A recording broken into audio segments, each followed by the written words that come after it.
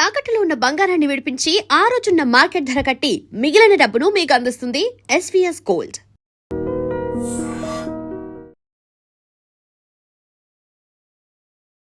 ఐడ్రీమ్ ప్రేక్షకులకు నమస్తే, నేను జయశ్రీ.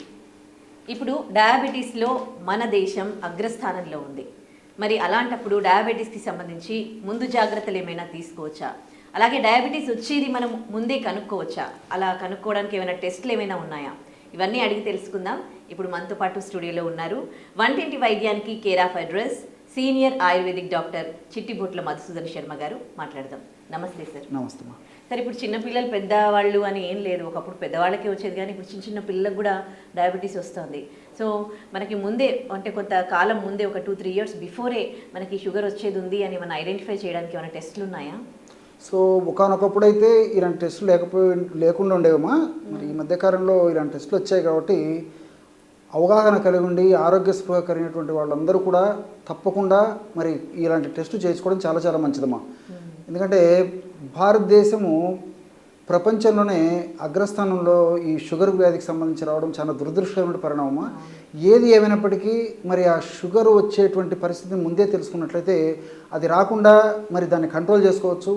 అథవా ఒకవేళ త్వరలో వచ్చినప్పటికీ కొన్ని జాగ్రత్తలు తీసుకోవడం వల్ల షుగర్ వ్యాధి వల్ల భవిష్యత్తులో ఇతర కాంప్లికేషన్స్ రాకుండా కూడా కాపాడుకోవచ్చమ్మా. సో సర్వసాధారణంగా ఈ షుగర్ వ్యాధి కొంతమందికి మొదట్లో కొన్ని లక్షణాల రూపంలో వ్యక్తమవుతుంటుంది. కొంతమందికి సైలెంట్గా ఎలాంటిది లక్షణాలు కూడా ఉండవు. ఒక స్థాయికి వచ్చిన తర్వాతనే కొన్ని లక్షణాల ద్వారా ఈ వ్యక్తికి షుగర్ ఉందని చెప్పేసి కూడా తెలుస్తూ ఉంటుంది అన్నమాట. సో పూర్వకాలం అయితే దాదాపు ఏదో 50 సంవత్సరాలు లేదా 60 సంవత్సరాలు దాటినటువంటి వాళ్ళలో షుగర్ వ్యాధి వచ్చేది, చాలా అరుదుగా వచ్చేది. షుగర్ వ్యాధి ఉన్నటువంటి వాళ్ళని వెతకాల్సినటువంటి పరిస్థితి ఏర్పడేది. కానీ ఈ రోజుల్లో షుగర్ వ్యాధి లేని వాళ్ళని వెతకవలసినటువంటి దుస్థితి ఏర్పడిందన్నమాట. చిన్న వయసు వాళ్ళకి వస్తుంది. ఇది చాలా బాధాకరమైన విషయము. 20 సంవత్సరాలు దాటినటువంటి వాళ్ళలో కూడా ఎవరికి ఏ టైంలో ఈ షుగర్ ముప్పు వస్తుందని చెప్పేసి భయానికి గురి చేసేటువంటి పరిస్థితులు ఈ మధ్యకాలంలో మనకు చాలా కనిపిస్తున్నాయమ్మా. సో దీనికి సంబంధించి ప్రధానంగా 3 పరీక్షలు చేయించుకోవాలమ్మా. సో ప్రతి ఒక్కరు కూడా ఇంచుమించు 20 సంవత్సరాలు దాటినటువంటి వాళ్ళందరూ కనీసం 6 మాసాలకు ఒకసారైనా, లేదంటే కనీసం సంవత్సరానికి ఒకసారైనా ఖచ్చితంగా ఇప్పుడు మనం చెప్పుకోబోయేటువంటి పరీక్షలు చేయించుకోవాలి. ఆ పరీక్షలు, ముఖ్యమైనటువంటి పరీక్షలు ఏంటంటే HbA1c ఫస్ట్ పరీక్షమ్మా. ఈ HbA1c అనేటువంటి పరీక్ష షుగరు గత 3 మాసాల్లో మన బాడీలో ఎట్లా మెయింటైన్ అవుతుంది, షుగర్ యొక్క సగటు బ్లడ్లో ఎంత ఉంది అని చెప్పి తెలుస్తుందమ్మా. లేదంటే ఏమవుతుందంటే ఈ షుగర్ కూడా దేహధర్మాల్లో భాగంగా దైనందిన జీవితంలో ఉదయం నుంచి రాత్రి దాకా రకరకాలుగా ఫ్లక్చువేషన్స్ జరుగుతుంటాయి. అంటే పరిగడుపున ఒక రకంగా ఉంటుంది, మధ్యాహ్నం ఒక రకంగా ఉంటుంది, సాయంత్రం ఒక రకంగా ఉంటుంది, రాత్రి ఒక రకంగా ఉంటుంది, భోజనానికి ముందు ఒక రకంగా ఉంటుంది, భోజనం తర్వాత ఒక రకంగా ఉంటుంది, లేకపోతే మనం ఎక్కువగా ఆలోచనలకు మానసిక ఒత్తిడికి గురైనప్పుడు ఒక రకంగా ఉంటుంది. కాబట్టి వేరియేషన్స్ ఎక్కువ ఉంటాయమ్మా షుగర్ టెస్ట్ చేయించుకున్నప్పటికీ. ఈరోజు మార్నింగ్ 7 గంటలకు షుగర్ టెస్ట్ చేయించుకొని రేపు 7 గంటలకు టెస్ట్ చేయించుకుంటే అందులో తేడా ఉంటాయి. సో అలా కాకుండా HbA1c అనేటువంటి టెస్ట్ని చేయించుకున్నప్పుడు ఏమంటే 3 నెలల సగటు తెలిసిపోతుంది అనమాట. కాబట్టి HbA1c టెస్ట్ 5.7 లోపే ఉండాలమ్మా. సో 5.7 నుంచి 6.4 లెవెల్, ఆ లెవెల్లో ఉన్నప్పుడైతే కొంచెం ప్రీ డయాబెటిక్ కూడా మనం డెవలప్ పడాల్సి వస్తుంది అనమాట. సో ఆ విషయాలలో మాత్రం కొంచెం జాగ్రత్తగా ఉండాలి. అది నెంబర్ 1 HbA1c. రెండవది ఏంటంటే ఆ HbA1c టెస్ట్ కూడా ఎప్పుడైనా చేయించుకోవచ్చమ్మా. సో చాలామందికి డౌట్ వస్తుంటుంది, ఎప్పుడైనా చేయించుకోవచ్చు. చాలామందికి డౌట్ వస్తుంటుంది కాబట్టి అది కూడా క్లారిఫై, ఏ టైంలో చేయించుకోవచ్చు, ఇదే టైం చేయించుకోవాలని కూడా ఏం లేదు. బట్ ఉదయం పూట చేయించుకుంటే మంచిది. రెండవది ఇన్సులిన్ టెస్ట్. బ్లడ్లో ఇన్సులిన్ ఎంత ఉందని చెప్పేసి తెలుసుకునేదానికి చేసేటువంటి పరీక్ష ఇన్సులిన్ టెస్ట్ అమ్మా. అది పరిగడుపున చేయించుకోవాలమ్మా. అంటే ముందు రోజు అర్లీగా ఆహారం తీసుకొని నెక్స్ట్ డే ఉదయం పూట ఎలాంటి ఆహారము మంచినీరు కూడా తాగకుండా ఉదయం పరిగడుపున టెస్ట్ చేయించుకోవాలి. ఇన్సులిన్ టెస్ట్ అనమాట. కనీసం 8 గంటల నుంచి 10 లేదా 12 గంటల సేపు గ్యాప్ ఉండాలమ్మా మనం తీసుకునే ఆహారానికి టెస్ట్కి. సో ఆ టెస్టు అది చేయించుకోవడం వల్ల దాంట్లో ఉన్నటువంటి రిపోర్ట్స్ని బట్టి కూడా మనకి షుగర్ వచ్చేటువంటి అవకాశాలు ఉన్నా, లేకపోతే ప్రీ డయాబెటిక్ కండిషన్స్ ఏదైనా ఉన్నా, ఇలాంటివి ఏమైనా ఉంటాయి కదా దాంట్లో కూడా తెలుస్తాయమ్మా ఇన్సులిన్ టెస్ట్. తర్వాత మూడోది వచ్చేసి HOMA IR test. HOMA IR test అమ్మా.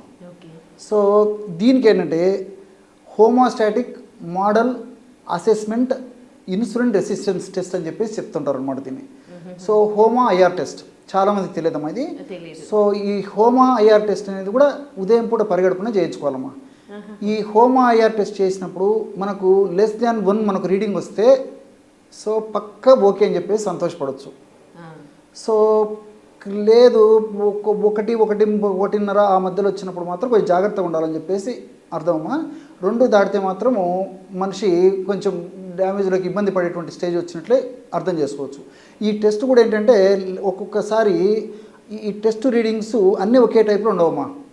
అందుకే కొంతమంది ల్యాబ్ వాళ్ళు ఒక రకమైనటువంటి ఇవి ఫాలో అవుతుంటారు అనమాట. కాబట్టి అంటే మనకు టెస్ట్ రెఫరెన్స్ రేంజెస్ ఇస్తారమ్మా. హోమా ఐఆర్ టెస్ట్ మనం చేయించుకున్నటువంటి టెస్ట్ ఏదైతే ఉందో ఆ టెస్ట్ పక్కనే రెఫరెన్స్ రేంజెస్ ఇస్తుంటారు. సో ఆ రెఫరెన్స్ రేంజ్లో ఉందా లేదా అని చూసుకోవాలమ్మా, అది ప్రధానంగా. అదేవిధంగా ఇన్సులిన్ టెస్టు ఒక్కొక్క వాళ్ళు ఒక్కొక్క పద్ధతి ప్రకారం చేసినప్పుడు ఒక రకమైన రీడింగ్స్ ఇస్తుంటారు అనమాట.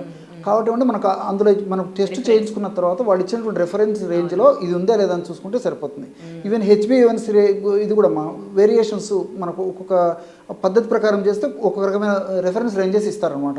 కాబట్టి మనకు ఆ ల్యాబ్లో పరీక్ష చేయించుకున్నప్పుడు ఆ ల్యాబ్లో వాళ్ళే మనకు రిపోర్ట్ ఇచ్చినప్పుడు ఆ రెఫరెన్స్ రేంజెస్ కూడా మనకు ప్రింట్ రూపంలో ఇస్తారనమాట.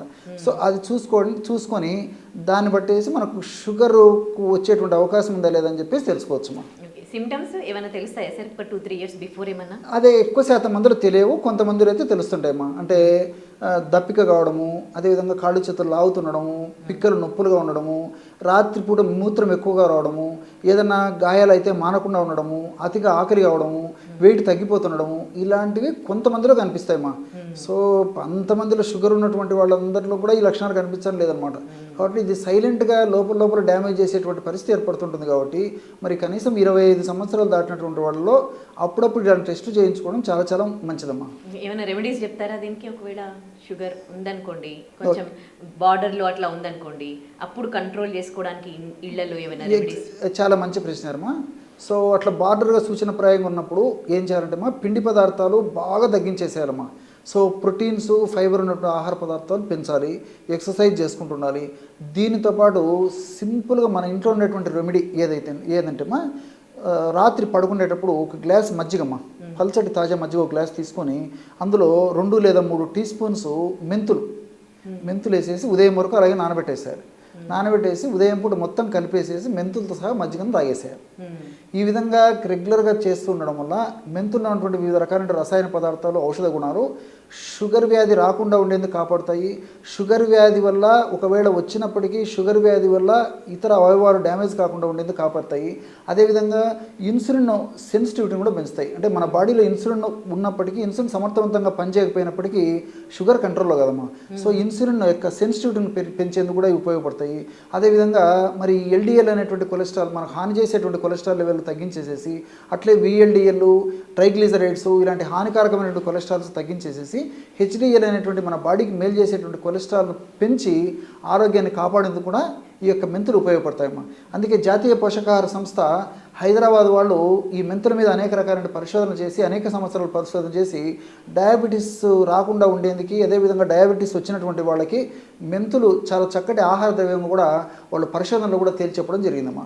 అంటే ఎవరైనా తాగొచ్చా సార్, లేకపోతే బార్డర్లో ఉన్న వాళ్ళు, షుగర్ వచ్చిన వాళ్ళే తాగాల? ఇది ఎవరైనా తాగొచ్చమ్మా. అందుకోసం కూడా షుగర్ రాకపోయినా, షుగర్ వచ్చేటువంటి సూచన లేకపోయినా నేను చెప్పినట్టు రక్తనాళాల్లో రక్త సరఫరా సజావుగా చేసేటువంటి శక్తి ఉంది.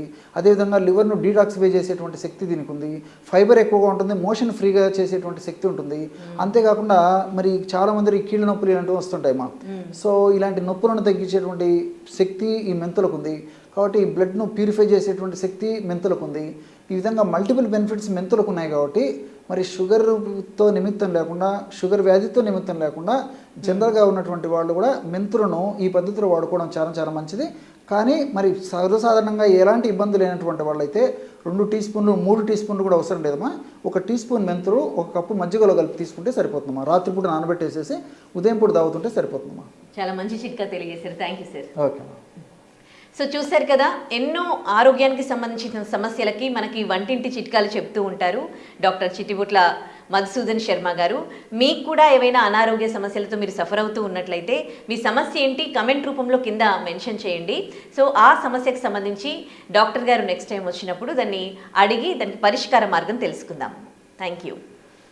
And for more videos, Please subscribe to iDream channel. Subscribe to iDream Media. Please subscribe to iDream. Please subscribe to iDream. Please subscribe iDream. And please subscribe to iDream. For more videos, subscribe to iDream. Please like, share and subscribe to the channel. Congratulations, iDream. Subscribe to iDream. Subscribe to iDream. so subscribe to iDream Media. iDream ki iDream team andarki huge congratulations. Please subscribe iDream Media. Please subscribe to iDream. Subscribe iDream. Please subscribe to iDream. iDream అంటే నా కళల channel subscribe చేసుకున్న నోరు తిరుగుతలేదు మీరైతే గంట గుర్తు కొట్టండి. For more such videos, please subscribe to iDream. Subscribe to iDream. Please subscribe to iDream. Please subscribe iDream Media. Please do subscribe to iDream. Please subscribe to iDream Media. For best entertainment and information, please subscribe iDream. And don't forget to subscribe to iDream.